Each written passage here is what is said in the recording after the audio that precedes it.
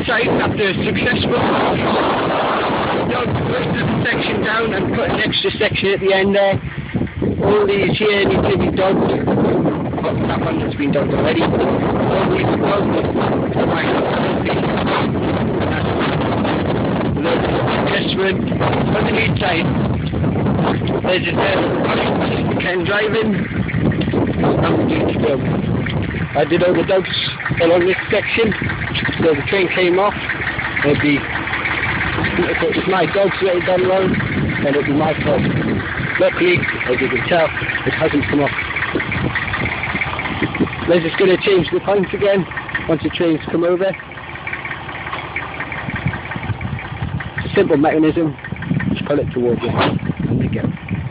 Drop it again, and that's. And you have to take the point bar out. Stop it getting nicked. Go into it.